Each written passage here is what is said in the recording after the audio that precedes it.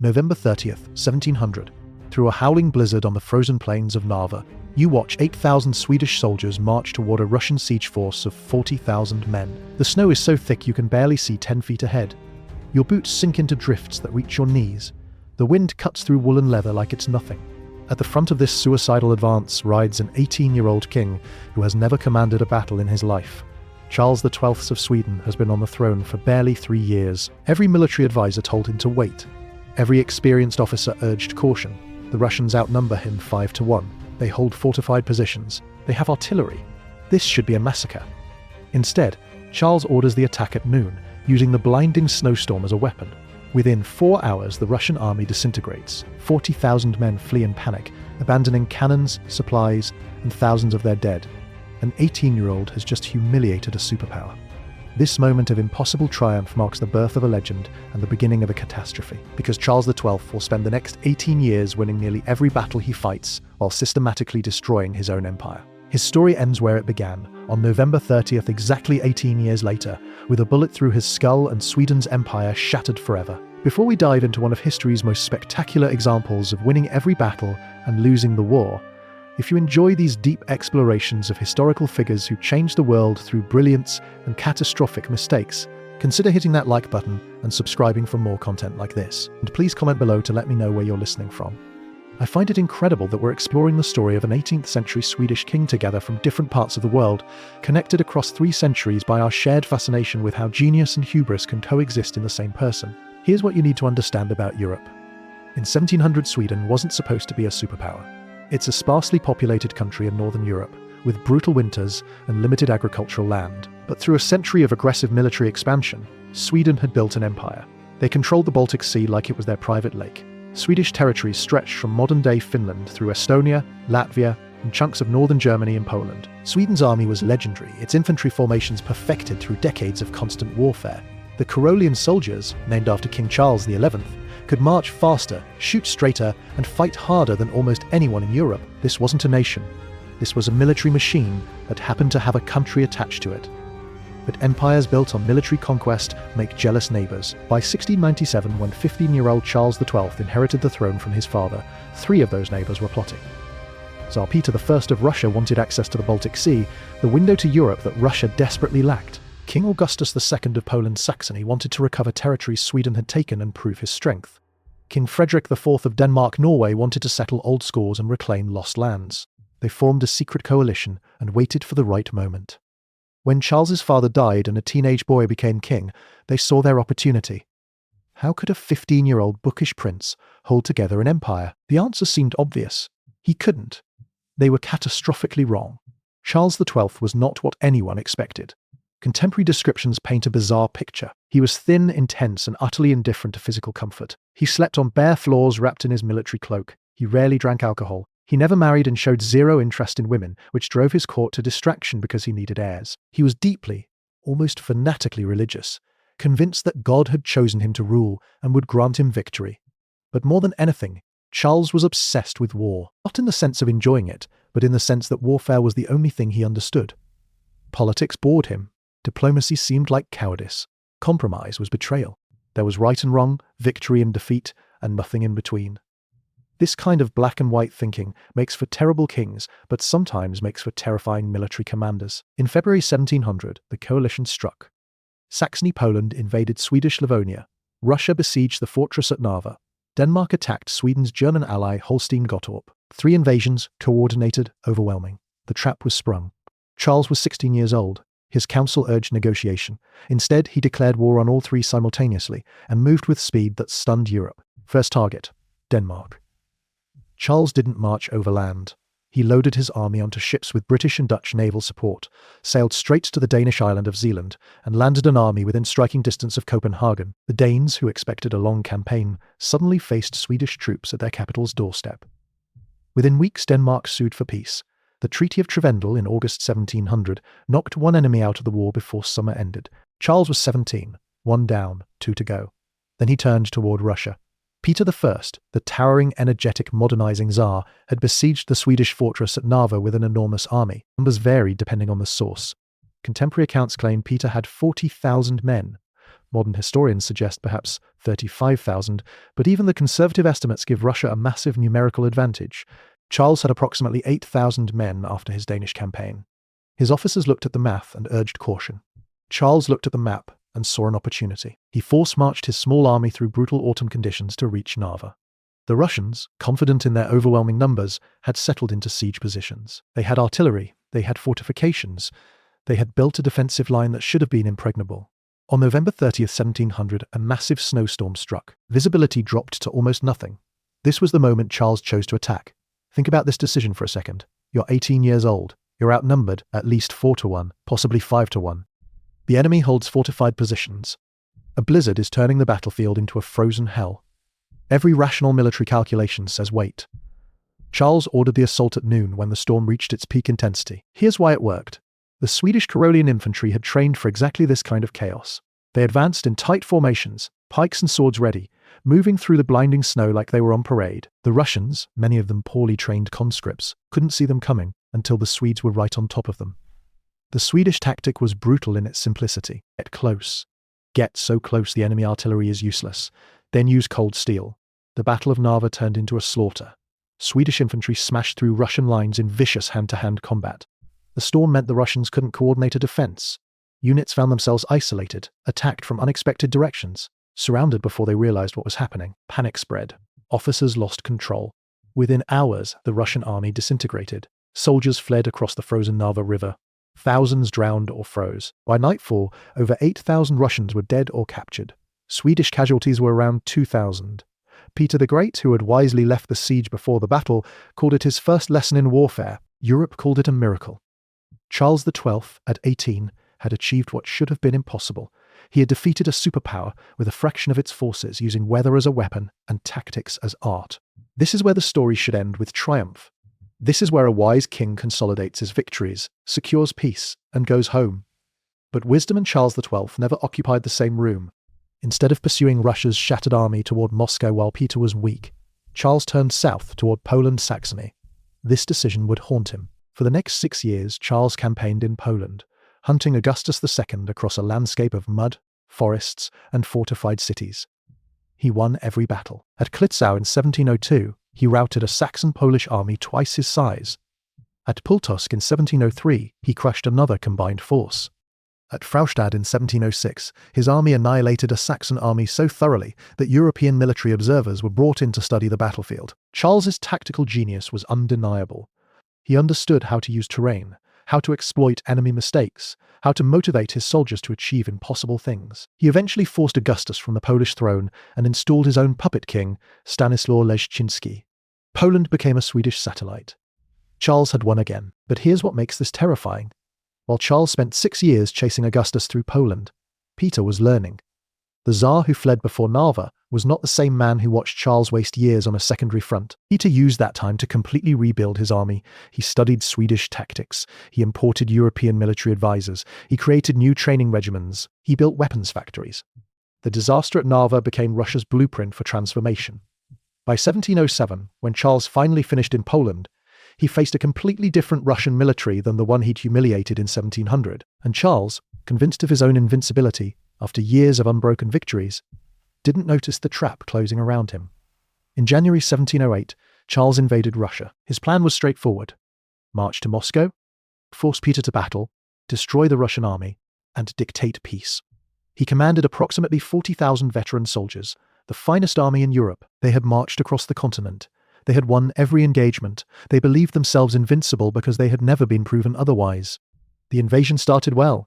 Swedish forces pushed deep into Russian territory. Then Peter's strategy became clear. He wasn't going to fight. Not yet. Russian forces fell back, and as they retreated, they burned everything. Crops, villages, supply depots. Scorched earth. The Swedish army, dependent on living off the land, suddenly found itself marching through a wasteland. Charles had planned for this, sort of. He had arranged for a massive supply column under General Adam Ludwig Lewenhaupt to march from Riga with reinforcements, artillery, and supplies. Everything depended on that column linking up with the main army. On October 9, 1708, at the village of Lesnaya, Russian forces intercepted Lewenhaupt's column. The battle lasted 10 hours. When it ended, most of the Swedish supplies were destroyed or captured. Leeuwenhoek reached Charles with only a fraction of his force, the king's first major setback. Charles now faced a critical decision. Winter was coming, his supplies were gone, and he was deep in hostile territory. The rational move was obvious. Retreat to Poland, regroup, and try again next year. Instead, Charles diverted south into Ukraine. His reasoning was based on promises from Ivan Mazepa, the hetman of the Cossacks who had secretly agreed to betray Peter and join Sweden. Mazepa promised food, shelter, reinforcements, and control of Ukraine's resources. Charles marched south, expecting an allied nation to welcome him. Mazepa delivered a few thousand followers. Most Cossacks remained loyal to Russia. The great Ukrainian uprising Charles expected never materialized. Then winter arrived. Not just any winter.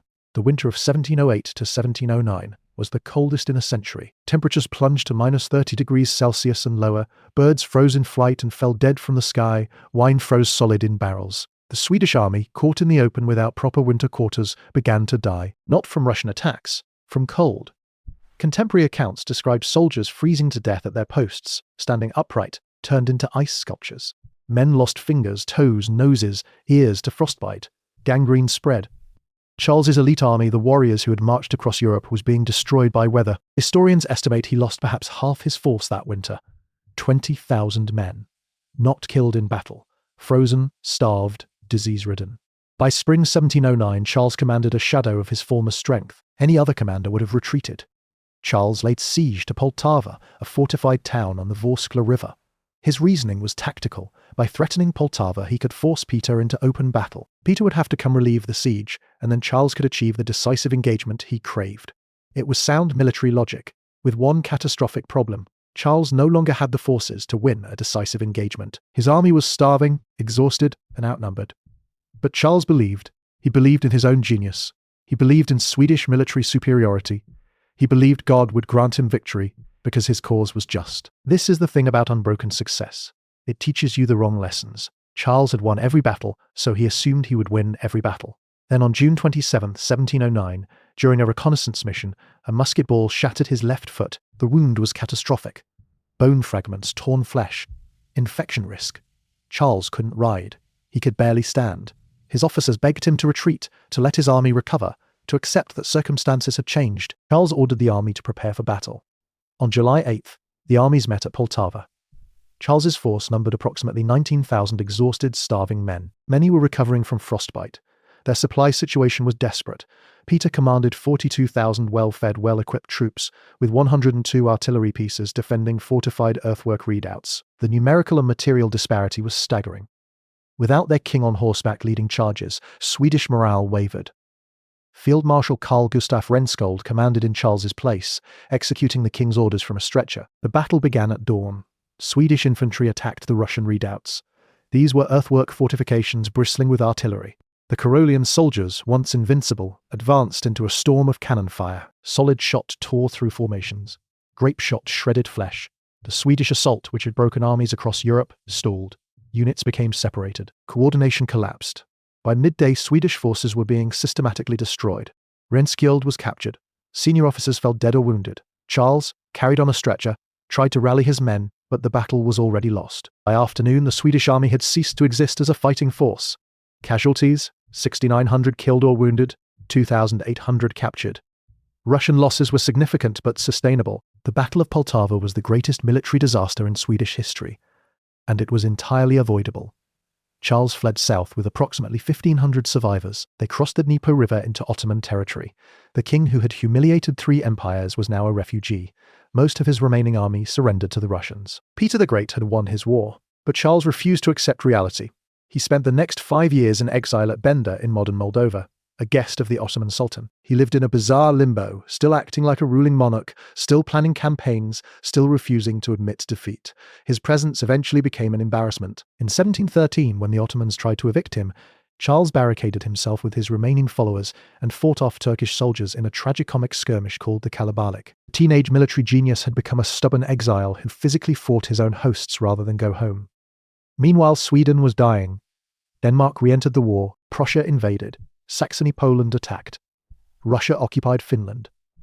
The empire Charles had spent 18 years defending was being carved up by enemies who smelled blood. Sweden's treasury was empty, its army was scattered, its people were exhausted, and its king was in Turkey still planning his comeback. Charles finally returned to Sweden in November 1714, riding alone across Europe in an epic journey that took 15 days. He found his country on its knees. 30 years of war had bled Sweden white, the population had declined, farms lay abandoned, the economy was in ruins. Any other king would have sued for peace. Charles immediately began planning new campaigns. In 1718, he launched an invasion of Norway, hoping to knock Denmark out of the war and salvage something from the disaster. His army laid siege to Fredrikstad Fortress near the town of Halden. On November 30th, 1718, exactly 18 years to the day after his miracle victory at Narva, Charles was inspecting the siege trenches. Witnesses reported he stood up to get a better view of the fortress walls. Something struck him in the left temple. He died instantly. Whether the projectile was a Norwegian musket ball or a bullet fired by one of his own men tired of endless war remains one of history's unsolved mysteries. He was 36 years old. He had ruled for 21 years. He had spent 18 of them at war. He never married, he left no heirs, and he had destroyed everything his ancestors built. Sweden sued for peace. The Treaty of Nystad in 1721 formalized what everyone already knew. Sweden ceded Estonia, Livonia, Ingria, and parts of Karelia to Russia. Gone. The Baltic provinces that made Sweden a great power, stripped away, the empire lost approximately a quarter of its territory and tax base. Sweden would never again be a major European power. Russia, meanwhile, was triumphant. Peter declared himself emperor. St. Petersburg, his new capital built on conquered Swedish territory, became Russia's window to Europe. The balance of power in northern Europe had shifted permanently. Charles XII had achieved the opposite of everything he intended. He had set out to defend Swedish greatness, and instead presided over its collapse. He had sought to humble Russia and instead made Russia an empire. So what do we make of this man? Charles XII was undeniably brilliant.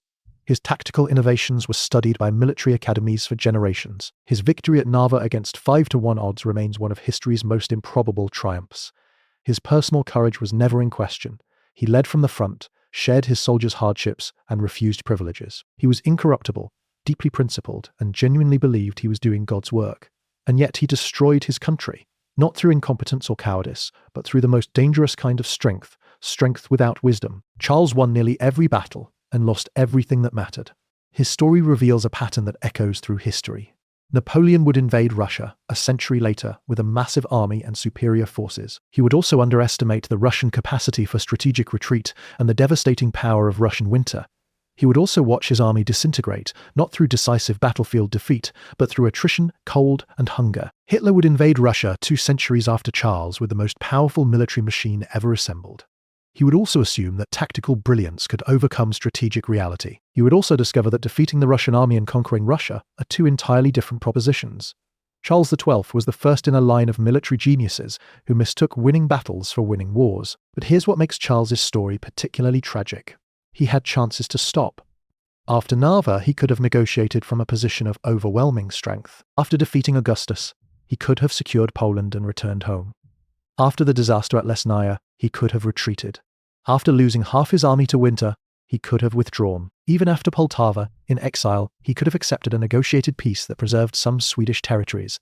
At every turn, he chose to continue. Not because circumstances forced him, but because his identity was built on never retreating, never compromising, never admitting that something might be beyond his reach. This wasn't courage, this was pathology. The Swedish people paid the price. Historians estimate that Sweden lost approximately 40% of its male population during Charles's wars. 40%. Farms had no workers, villages emptied, the economy collapsed, families were destroyed. And for what? To satisfy one man's need to never lose, to never bend, to die before compromising. There's a Swedish word, Karolinska krig, the Karolian Wars, that still carries weight. It represents national trauma, the memory of a charismatic leader who led his country to ruin because he couldn't distinguish between personal glory and national interest. Yet Charles remains fascinating 3 centuries later. Voltaire wrote a biography of him. Composers wrote operas. He appears in Swedish folklore as both hero and warning, because he represents something universal and terrifying. The leader who has every quality we claim to admire: courage, principle, determination, skill, and who uses those qualities to achieve disaster. We want to believe that good qualities lead to good outcomes. Charles XII proves that's a comforting lie. You can be brave and brilliant and absolutely certain of your righteousness and still destroy everything you touch if you lack the wisdom to know when to stop. Peter the Great learned from defeat. After Narva, he studied his enemy, reformed his army, and waited for his opportunity. He was willing to look weak, to retreat, to trade space for time. He understood that ultimate victory matters more than immediate pride. Charles learned nothing from victory. Each triumph confirmed his worldview, hardened his certainty, and made him less capable of adaptation. By the time reality caught up with him in the Ukrainian steppe, surrounded by frozen corpses and impossible odds, he had spent so many years winning that he no longer understood how to recognize defeat. The question his life poses is uncomfortable. How many leaders today are Charles XII? How many are tactically brilliant but strategically blind? How many mistake stubbornness for strength? How many would rather destroy their country than admit they were wrong?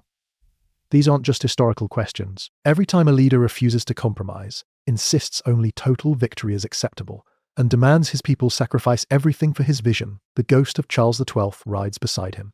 And the lesson of Poltava echoes across centuries. Winning every battle means nothing if you lose the war. Charles XII died in a muddy trench in Norway 18 years after his greatest triumph, still refusing to accept that some wars can't be won through courage alone. He left no children, no peace, no empire. Just a cautionary tale about genius without wisdom, victory without purpose, and the terrible cost of a leader who would rather die than bend. Sweden buried its warrior king and tried to forget the price of his glory. Russia built an empire on the ruins of his. And somewhere in the frozen plains around Poltava, where 20,000 men once stood before they were destroyed by cold and pride and impossible stubbornness, the wind still blows across unmarked graves. The teenagers who followed their teenage king into hell. The soldiers who believed in him until belief wasn't enough. The empire that didn't have to fall. That's the legacy of Charles XII. Not a question of whether he was brave. He was. Not whether he was skilled. He was among the finest commanders of his age. But whether brilliance matters when it serves destruction. Whether courage means anything when it refuses wisdom. And whether we've learned, in the 3 centuries since his death, to recognize the difference between a great warrior and a great leader. Because Charles XII was undeniably the first, but he was catastrophically not the second. And 50,000 Swedish soldiers died learning that distinction. If this story of military genius and catastrophic pride resonates with you, consider subscribing for more deep dives into history's most fascinating and flawed figures, and leave a comment. Can you think of other leaders who won every battle but lost everything that mattered? I'd love to hear your thoughts on whether the pattern of Charles XII still echoes in our world today. History doesn't repeat itself, but it certainly seems to rhyme, especially when it comes to brilliant people making terrible decisions.